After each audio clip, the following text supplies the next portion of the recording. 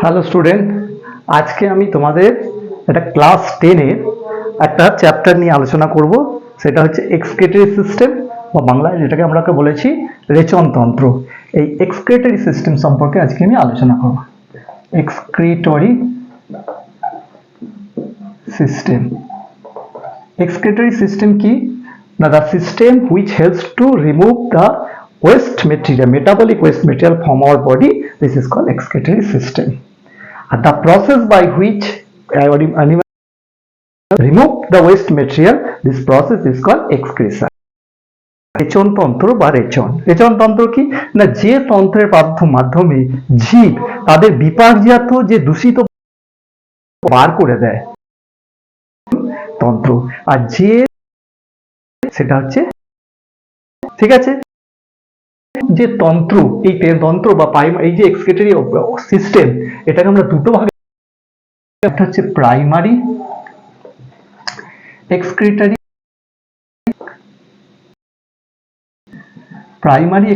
Organ, আর একটা হচ্ছে আমরা ভাগ করতে পারি অ্যাক্সেসরি এক্সক্রিটরি অর্গান।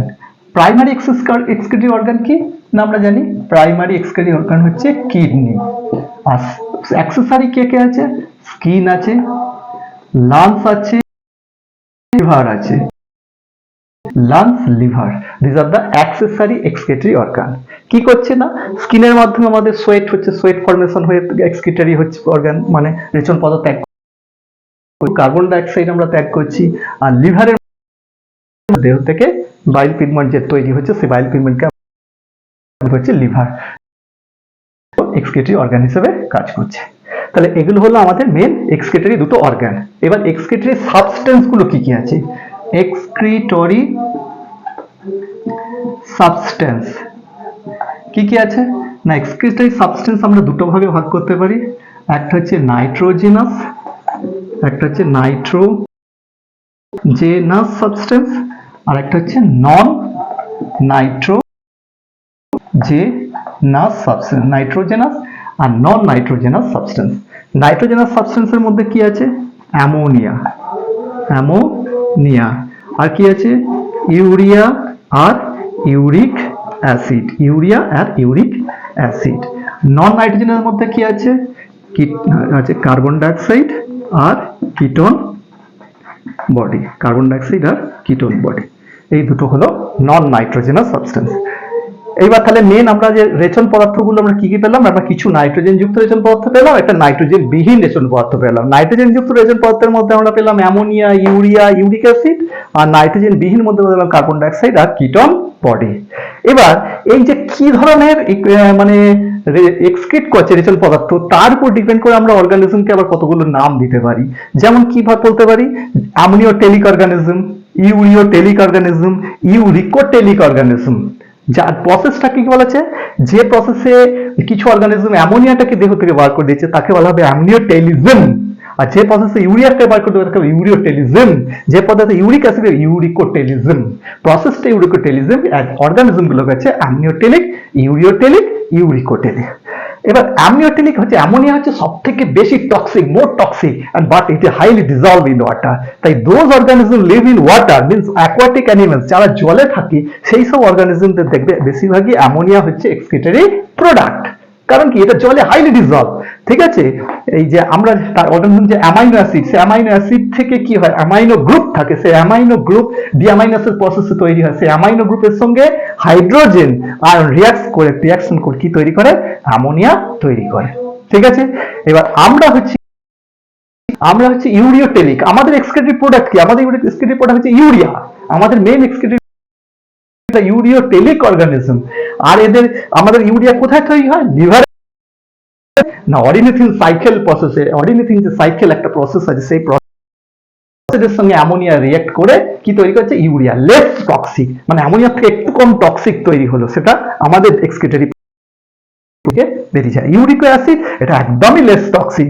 এটা ইউরিক অ্যাসিড কাজ হয় যারা aquatic, those are the reptile and bird, this are uricotelic organism. পাখিদের, সরীসৃপদের এদের ইউরিকোটেলিক বলা হয়, কারণ এরা যে এক্সক্রিটরি প্রোডাক্ট সেটা ইউরিক অ্যাসিডটাকে ত্যাগ করে, ঠিক আছে, তাহলে তোমরা এক্সক্রিটরি সাবস্টেন্সের উপর ডিপেন্ড করে অর্গানিজমগুলোর নাম জেনে গেলে, আর কি কি আমাদের মেল এক্সক্রিটরি অর্গান আর এক্সিলারি এক্সক্রিটরি অর্গান আছে সেই বিষয়ে বিশেষ একটা ধারণা পেলে। এবার আমরা কি শিখবো?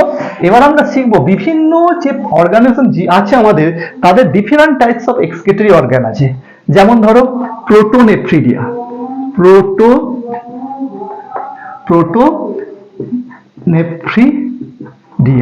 প্রোটোনেফ্রিডিয়া, তারপর কি আছে নেফ্রিডিয়া, তারপর কি আছে ম্যালপিজিয়ান তোমাদের টিউব আছে, ম্যালপিজিয়ান টিউব, বুঝতে পারছো তো? তারপর কি আছে কিডনি আছে, এগুলো বিভিন্ন প্রাণীর রেচন অঙ্গগুলোর নাম। যেমন প্রোটোনেফ্রিডিয়া কাদের বলতে পারো? প্ল্যাটিহেলমিনথিস এর মেল এক্সক্রিটরি অর্গান কি? প্রোটোনেফ্রিডিয়া। নেফ্রিডিয়া কাদের? অ্যানেলিডা, মেনলি আর্থওয়ার্মদের হচ্ছে তোমার নেফ্রিডিয়া। ম্যালপিজিয়ান টিউব কাদের আছে? অল ইনসেক্টদের হচ্ছে তোমার ম্যালপিজিয়ান টিউব, যেমন ককরোচ আছে। কিডনি মোস্ট ভার্টিব্রেট, মানে সমস্ত ভার্টিব্রেটদের এক্সক্রিটরি অর্গান হচ্ছে কিডনি। ঠিক আছে, তাহলে আমরা বিভিন্ন প্রাণীর বিভিন্ন রেচন অঙ্গগুলোর নাম একটু জেনে নিলাম। এইবার আমরা শিখব যে আমাদের যে মেন এক্সক্রিটরি অর্গান আছে, সেই এক্সক্রিটরি অর্গানটা কি না, এক্সক্রিটরি সিস্টেমটা হচ্ছে এইটা। আমি দেখো দুটো দেখতে পাচ্ছ, দুটো কিডনি, একটা লেফট কিডনি একটা রাইট কিডনি, দুটো কিডনি আছে। ঠিক আছে, এই কিডনি দুটো কোথায় অবস্থিত থাকে জানো? এই কিডনি দুটো আমাদের থাকে আমাদের যে ভার্টিব্রাল কলাম আছে তার দুপাশে। কোথায় না T12, আমাদের দেখবে সার্ভাইকাল, থোরাসিক, লাম্বার, স্যাক্রাল, কক্সিজিয়াল, যে টোটাল যে আমাদের যে ভার্টিব্রাল কলাম আছে, সেই ভার্টিব্রাল কলামের T12 থেকে L3 পর্যন্ত হচ্ছে আমাদের কিডনি জায়গা, এটা কখনো ভুলো না। ঠিক আছে, T12 to L3, this is the position of kidney between vertebral column. যদি এটা ভার্টিব্রাল কলাম হয় তাহলে দুদিকে এরকম T12 to L3 এর মধ্যে দুটো কিডনি থাকে। ঠিক আছে, আর এই কিডনির লেন্থ কত হয়? না 10 to 12 সেন্টিমিটার এদের লেন্থ হয়। ওয়েট কত হয় না, ওয়েট তোমার অ্যাভারেজ দেখতে পারো 120 থেকে 170 গ্রাম ইন অ্যাডাল্টদের ক্ষেত্রে 120 থেকে 170 গ্রাম এটা হচ্ছে ওয়েটটা হয়। ঠিক আছে, আর এই কিডনি থেকে কি এসছে না, দুটো এরকম টিউবুলার অ্যারেঞ্জমেন্ট দেখা গেছে, দুটো টিউব দেখো নেমে এসছে দুটো কিডনি থেকে, একটাকে বলা হচ্ছে লেফট ইউরেটার, একটাকে বলা হচ্ছে রাইট ইউরেটার। ঠিক আছে, ইউরেটার দুটো কোথায় এসে যুক্ত হচ্ছে? একটা ব্লাডারের মধ্যে, তাকে কি বলা হচ্ছে?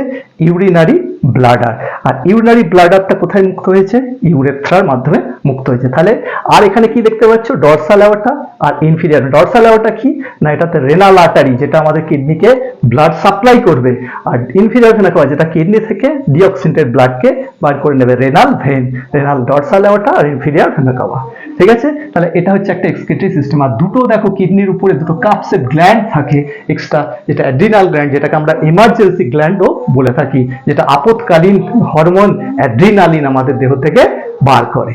ঠিক আছে, আচ্ছা এবার দেখো যে কিডনি দুটো আমাদের দেখতে পাচ্ছি, কিডনির যে বাইরে একটা কভারিং থাকে তাকে কি বলা হয়? Renal capsule. বাইরের যে কভারিং সেটাকে বলা হচ্ছে রেনাল ক্যাপসুল। ঠিক আছে, আর এই যে কনকেভ পার্টটা, যেটা একটা কনস্ট্রিকশন কনকেভ পার্ট দেখতে পাচ্ছি, কনকেভ মার্জিন, এটাকে বলা হচ্ছে হাইলাম। দিস হাইলাম, এটা কি বলছি আমরা? হাইলাম। কি বলছি? হাইলাম। ঠিক আছে, এই হাইলামের মধ্যে কি আছে না, হাইলাম থেকে কি বেরিয়েছে না, রেনাল পেলভিস। পেলভিস যেটা আছে সেটা ইউরেটারটা এখান থেকে বেরিয়ে এসেছে। ঠিক আছে, আর এই যে দুটো পার্ট, একটা হচ্ছে দেখো কর্টেক্স আর একটা হচ্ছে ভেতরে হচ্ছে মেডুলা। কর্টেক্স আর মেডুলা, আমরা যদি লংগিটিউডিনাল সেকশন করি আমরা কিডনিটাকে দুটো ভাগে দেখতে পাবো, একটা বাইরের পার্টটা দেখবো কর্টেক্স, ভেতরের পার্টটা দেখতে পাবো মেডুলা। আর রেনাল মেডুলা ফর্ম সাম কনিক্যাল পিরামিড শেপ মাস। দেখো রেনাল মেডুলা কি সৃষ্টি করেছে? পিরামিড শেপ মাস তৈরি করেছে, which is project from pelvis. যেটা কোথা থেকে তৈরি হয়েছে? রেনাল পেলভিস থেকে তৈরি হয়েছে। দেখো সামনে কর্টেক্সের দিকে সেটা চওড়া আর মেডুলার দিকে সেটা সরু হয়ে গেছে, পিরামিড লাইক স্ট্রাকচার। এগুলোকে কি বলা হচ্ছে? এগুলোকে বলা হচ্ছে তোমার মেডুলারি পিরামিড। কি বলা হচ্ছে? Medullary pyramid. ঠিক আছে, বা এই রেনাল পিরামিড। এই রেনাল পিরামিড কটা থাকে? 8টা থেকে 10টা রেনাল পিরামিড দেখতে পাওয়া যায়। 8টা থেকে 12টাও দেখতে, 8টা থেকে 12টাই মেন পিরামিড দেখতে পাওয়া যায়। আর কর্টেক্স থেকে যে এক্সটেন্ড পার্ট, যে ইট কোথায় এন্টার করেছে, না মেডুলারি পিরামিডের মধ্যে যেটা এন্টার করেছে তাকে কি বলা হচ্ছে? Renal column. কি বলা হচ্ছে? Renal column. এবার এটাকে কি বলা হয়? না column of Bertini. Column of Bertini, this part যেটা কর্টেক্স থেকে এক্সটেন্ড করছে এই মেডুলারি মধ্যে, রেনাল কলাম আর কর্টেক্স মেডুলারি। এবার এইখান থেকে যে দুটো ইউরেটার বেরিয়ে এসছে, এই ইউরেটার দুটো দেখো অবলিকিউ ভাবে opening into the urinary bladder. কেন অবলিকিউ ওপেনিং? এটা খুব ইম্পর্টেন্ট ব্যাপার যে অবলিকিউ ওপেনিং কেন হয়েছে, না অবলিকিউ ওপেনিং এই কারণেই হয়েছে যাতে prevent the back flow of urine, যাতে ব্যাক ফ্লো ইউরিনের না হয়, সেই জন্য এটা অবলিকিউ ওপেনিং হয়। নিচে হচ্ছে ইউরিনারি ব্লাডার। ইউরিনারি ব্লাডার কি, না ইউরিনারি ব্লাডার এটা দুটো পার্ট দেবে, একটা এক্সটার্নাল লাইন থাকে, একটা ইন্টারনাল লাইন। এক্সটার্নাল লাইন আর ইন্টারনাল লাইন। এক্সটার্নাল লাইনটা কি দিয়ে, না ডেড টু সার্চ মাসেল দিয়ে তৈরি। এক্সটার্নাল যেটা আছে ডেড টু সার্চ মাসেল দিয়ে তৈরি, আর ইন্টারনাল হচ্ছে ট্রানজিশনাল এপিথেলিয়াম দিয়ে তৈরি। এক্সটার্নাল আর ইন্টারনাল, এক্সটার্নাল বাইরের দিকটা ডেড টু সার্চ মাসেল আর ভেতর দিকে ইন্টারনাল ট্রানজিশনাল এপিথেলিয়াম টিস্যু থাকে, ঠিক আছে। আর এই ইউরিনারি ব্লাডারের ওপেনিং এ দুটো স্ফিংটার থাকে, একটা ইন্টারনাল স্ফিংটার, একটা এক্সটার্নাল স্ফিংটার। ইন্টারনাল স্ফিংটার হচ্ছে আমাদের ইনভলেন্টারি অ্যাকশনে কাজ করে, আর এক্সটার্নাল স্ফিংটার হচ্ছে ভলেন্টারি অ্যাকশনে কাজ করে। আর যে এক্সটেরিয়র পার্টটা থাকে তাকে বলা হচ্ছে ইউরেথ্রা, ঠিক আছে। তাহলে তোমরা একটা এক্সক্রিটরি সিস্টেম সম্পর্কে জেনে গেলে যে দুটো কিডনি আছে, কিডনি থেকে দুটো ইউরেটার বেরিয়েছে, যে পার্ট থেকে বেরিয়েছে সেটা ফাইলাম, হাইলামের ফার্স্ট পার্টটা যেখান থেকে ইউরেটার বেরিয়ে এসছে সেখানটাকে বলা হচ্ছে পেলভিস। তারপর সেটা হচ্ছে অবলিকিউ ভাবে ইউরিনারি ব্লাডারে গেছে, ইউরিনারি ব্লাডারে মাসেলস আছে যেগুলো হচ্ছে আমরা পড়লাম, সেই তারপর এর মধ্যে দুটো স্ফিংটার আছে পড়লাম, দুটো স্ফিংটার, একটা হচ্ছে এক্সটার্নাল স্ফিংটার, একটা আউটার ইন্টারনাল স্ফিংটার, এবং নিচে হচ্ছে ইউরেথ্রা আছে। এই স্ফিংটারের মাধ্যমে কি হয়, এরা মিক্সচুরেশনটাকে রেগুলেট করতে পারে। তাহলে কি কিডনির কাজ কি, না ফিল্টারেশন করা। ইউরেটার কি করে, carry urine from kidney to urinary bladder. Urinary bladder কি করে, না স্টোর, টেম্পোরারি স্টোর ইউরিন। আর ইউরেথ্রা কি করে, helps to remove the urine, exterior side বাইরে রিমুভ করতে থাকে। আর স্ফিংটার কি করে, না sphincter regulate the micturition process. Okay, এইবার আমরা পড়বো একটা ইম্পর্টেন্ট পার্ট, সেটা হচ্ছে নেফ্রন। কি পড়বো আমরা এবার, nephron. Nephron is the structural and functional unit of nephron. Nephron is the structural and functional unit of excretory system. Okay, nephron হচ্ছে আমাদের structural and functional unit of excretory system. আচ্ছা, এবার এই নেফ্রন হচ্ছে টোটাল আমাদের 3 centimetre long, 3 centimetre long, এবং এর diameter হচ্ছে, লং হচ্ছে 3 সেন্টিমিটার, ডায়ামিটার 10 to 20, ঠিক আছে, 10 to 20 হচ্ছে এদের ডায়ামিটার। এইবার এই নেফ্রনটাকে আমরা দুটো টাইপের নেফ্রন দেখতে পাই, একটা হচ্ছে কর্টিক্যাল নেফ্রন, কর্টিক্যাল নেফ্রন একটা দেখতে পাই, আর একটা কি দেখতে পাই, juxtamedullary, juxtamedullary nephron, juxtamedullary nephron. তাহলে 2 টাইপস অফ নেফ্রন আমরা দেখতে পাই, একটা হচ্ছে কর্টিক্যাল নেফ্রন আর জাক্সটা মেডুলারি নেফ্রন। আমাদের যে বডিতে total 80% nephron is the cortical nephron and 20% is the juxtamedullary nephron. কিসের উপর ডিপেন্ড করে করা হয়, না কর্টিক্যাল নেফ্রনের ক্ষেত্রে আমাদের যে হেনলিস লুপ আছে, সেই Henle's loop most of the part present in cortex. Cortex reason আমরা পড়িয়েছি কিডনির দুটো পার্ট, একটা হচ্ছে বাইরের পার্টটা কর্টেক্স, ভেতরের পার্টটা ইনার পার্টটা মেডুলা। এই কর্টেক্স পার্টে বেশিরভাগ পার্টটাতেই যদি আমাদের হেনলিস লুপ থাকে তখন তাকে বলবো কর্টিক্যাল নেফ্রন, আর যদি মেডুলারি পার্টে এই হেনলিস লুপ বেশিরভাগ পার্টটা থাকে তাকে বলবো আমরা জাক্সটা মেডুলারি নেফ্রন। কর্টিক্যাল নেফ্রন আমাদের সবসময়ই কাজ করে বেশিরভাগ ক্ষেত্রেই, আর জাক্সটা মেডুলারি নেফ্রন আমাদের যখন কোনো স্ট্রেস বা কোনো এমার্জেন্সি সিচুয়েশন হয় তখন এই নেফ্রনটি ইউরিন ফর্মেশনে কাজ করে। তাহলে ডিফারেন্স বুঝতে পারলে, এটার বেশিরভাগ পার্ট হেনলিস লুপ কর্টেক্সের মধ্যে থাকবে, এটার বেশিরভাগ পার্ট কর্টেক্স হেনলিস লুপ কোথায় থাকবে, মেডুলারির মধ্যে থাকবে। এটা আমাদের 80% থাকে, এটা 20%, আর এটা আমাদের যে কোনো সময় কাজ করে, আর এটা আমাদের শুধুমাত্র এমার্জেন্সি সময় কাজ করে। এইবার নেফ্রনকে আমরা যে পার্টে ভাগ করছি, 3 সেন্টিমিটার লং, এটা নেফ্রনকে আমরা দুটো ভাগে ভাগ করছি, তিনটে ভাগে ভাগ করছি। একটা হচ্ছে ম্যালপিজিয়ান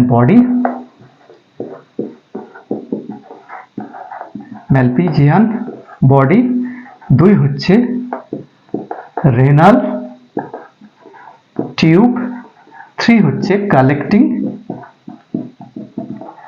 টিউব। তিনটে ভাগে আমরা ভাগ করেছি। তাহলে নেফ্রনকে আমরা কটা ভাগে ভাগ করলাম? তিনটে ভাগে, Malpighian body, renal tube, collecting tube. Malpighian বডির আবার দুটো ভাগ আছে, একটা হচ্ছে গ্লোমেরুলাস আর একটা হচ্ছে বাউম্যানস ক্যাপসুল। দুটো ভাগে ভাগ করছি, ম্যালপিজিয়ান বডি আর বাউম্যান ক্যাপসুল। কিরকম না দেখো, এই হচ্ছে একটা অ্যাফারেন্ট আর্টারিটা কি হবে, এরকম কতগুলো নক্ট তৈরি করে 30 to 50টা ভাগ হয়ে অ্যাফারেন্ট আর্টারি কতগুলো ক্যাপিলারি তৈরি করে আবার এফারেন্ট আর্টারি হিসেবে বেরিয়ে আসবে। অ্যাফারেন্ট আর্টারির ডায়ামিটারটা এফারেন্ট আর্টারির থেকে বেশি হবে। কারণ কি না, it helps to formation of a hydrostatic pressure এবং which helps for filtration।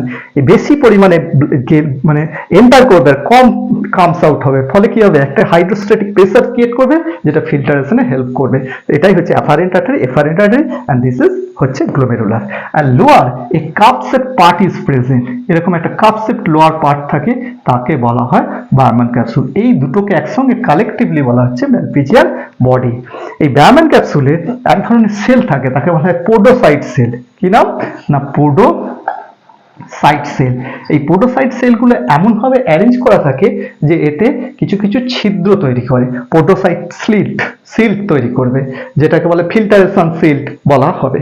মানে এই পোডোসাইট সেলগুলো এমন ভাবে অ্যারেঞ্জ করবে যাতে এতে ছোট ছোট পোর তৈরি করবে, যেটা ফিল্টারেশনে হেল্প করে। এই হচ্ছে আমাদের গ্লোমেরুলাস আর বার্মান ক্যাপসুল। এর পরের যে পার্টটা আমাদের আছে রেনাল টিউবের মধ্যে ফার্স্ট হচ্ছে পিসিটি। এটা হচ্ছে পিসিটি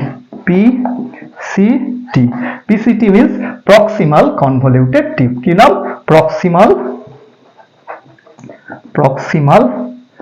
convoluted tube। এই proximal কিছু ফিঙ্গার লাইক, এটা কি করে, microvilli, to increase the surface area of PCT surface absorption A help করে।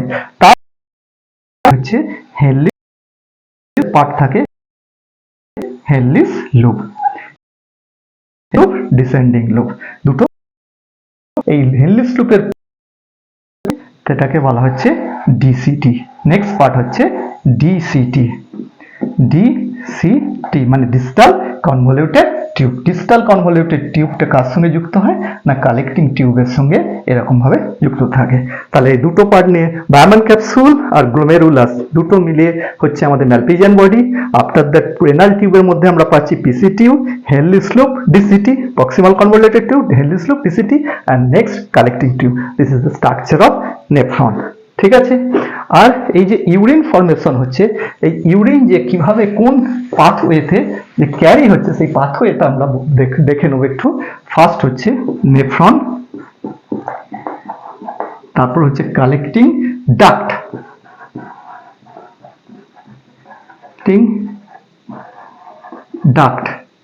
ওকে, নেফ্রনের পর কালেক্টিং ডাক্ট। নেক্সট কি হবে না, নেক্সট হবে ডাক্ট অফ বেলিনি।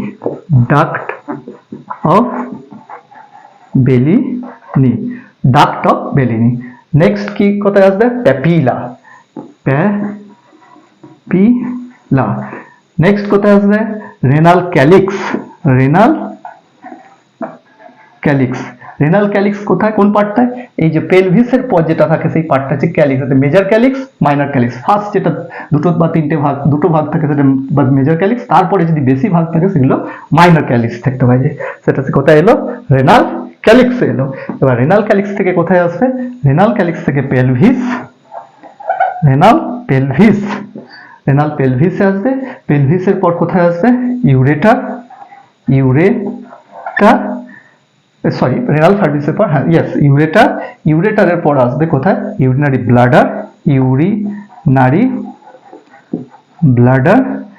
ব্লাডারের পর ইউরেথ্রা। এইভাবে ইউরিনটা আমাদের আফটার ফর্মেশন ইউরিন আমাদের বাইরে বেরিয়ে যায়, যেমন যে প্রসেসে ইউরিনটা বেরিয়ে যায় তাকে বলা হচ্ছে ইউরিনেশন বা মিক্সচুরেশন। তাহলে প্রসেসটা কি? Nephron, collecting the duct of Bellini, papilla, renal papilla or renal pyramid, after the renal calyx, pelvis, ureter, urinary bladder, urethra. Okay, this is the pathway of urine transmission. Okay, এইভাবে ইউরিনটা আমাদের দেহ থেকে বেরিয়ে যায়। That's about the excretory system. Next thing, আমি তোমাদের কিভাবে urine formation হয় এবং এক্সক্রিটরি সিস্টেমের যদি যেসব ডিজিজগুলো আছে সেই সম্পর্কে আলোচনা করব। Okay student, thank you.